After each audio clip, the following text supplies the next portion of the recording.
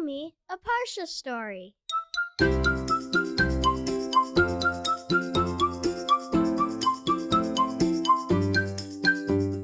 Welcome to Parsha House.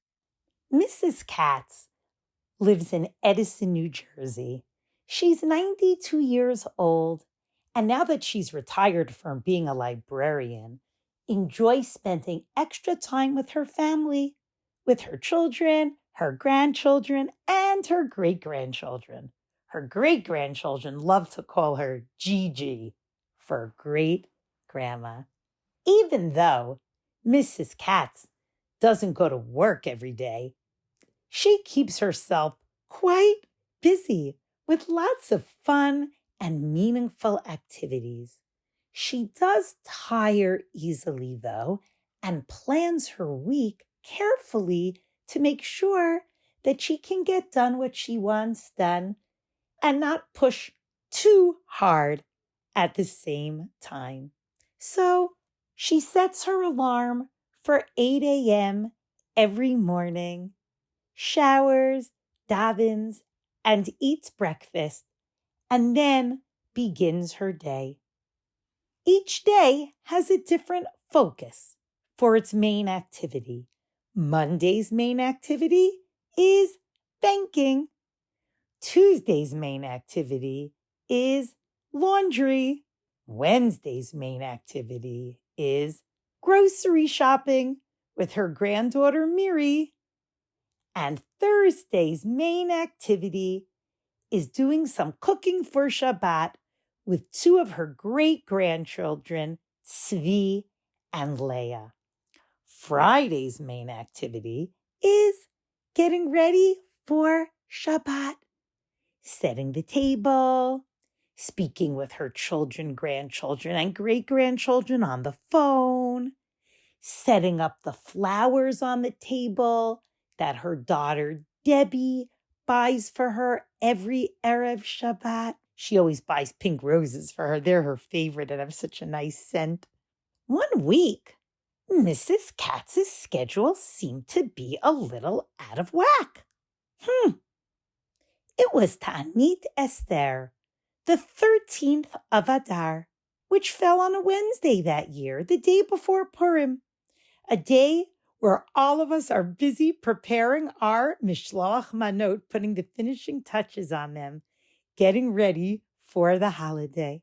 And on that Wednesday morning, Mrs. Katz showed up at the bank. Mr. Leon, the teller that always took care of Mrs. Katz, was a little confused. Mrs. Katz, am I getting my days mixed up? Could it be? Could it possibly be that today is Wednesday and you're at the bank? You're usually at the bank on Monday. What's going on? Mrs. Katz smiled and answered, tomorrow we celebrate a holiday called Purim. And one of the mitzvot, one of the special things that we do on Purim is we give out tzedakah. It has a special name on Purim. It's called matanot le'evyonim, distributing tzedakah to the poor. And tomorrow, Mr. Leon, many people are going to come to my door, knock on my door, ring my bell, collecting tzedakah. And I was thinking about how I could beautify that mitzvah. And I thought that one way would be to give out fresh, crisp dollars instead of the crumpled up, creased bills that I saw in my pocketbook. The teller at the bank was a bit surprised. Why all the fuss, Mrs. Katz? You know that a wrinkled dollar works just as well as a crisp one. Mrs. Katz explained, I hear you, Leon, but one thing you must understand. When you do a mitzvah, it should be done with grace and class. And the way one gives tzedakah is almost as important as the tzedakah itself. I prefer not to hand out a rumpled, crumpled bill to somebody in need. Mr. Leon smiled. Wow, did he learn a lesson that day from Mrs. Katz? He marveled at the beautiful consideration and sensitivity that Mrs. Katz was showing to the mitzvah of matanot le'evyonim, and for the poor people who would hopefully feel just a little bit better receiving a crisp and beautiful dollar bill. Mrs. Katz reminds me of another woman who did something similar to that. Her name was Grandma Harris. And when Grandma Harris would take the clothing that her children were done wearing and pass them along to people who were less fortunate and not able to buy clothes easily, she made sure to fold the clothing perfectly and to wrap them up in a box to make them look like they were fresh and brand new. In this week's Parashat Bo, after we learn about the last three of the Makot, the last three plagues that Hashem brings on Mitzrayim, we learn about many of the mitzvot that we do to remember Yetziat Mitzrayim. Fun fact, Yetziat Mitzrayim, leaving Egypt, is mentioned 160 times in the Torah. And there are a whopping 67 mitzvot to remember that Hashem took us out of Mitzrayim. The Sefer HaChinuch asks, why do we need 67 different mitzvot that are all connected to Yetziat Mitzrayim? Wouldn't one be enough? Let me share with you some examples of mitzvot that we do to remember that Hashem took us out of Mitzrayim. There's the Karban Pesach, there's matzah, there's tefillin, there's the kedusha of the firstborn animals. Wow, why do we do so many mitzvot? And one of those mitzvot, the mitzvah of Karban Pesach, needs to be done in a very special way. We are told when the Jewish people ate the Karban Pesach in Mitzrayim, and when there was a Beit HaMikdash and people ate the Karban Pesach, they had to eat it in a certain way.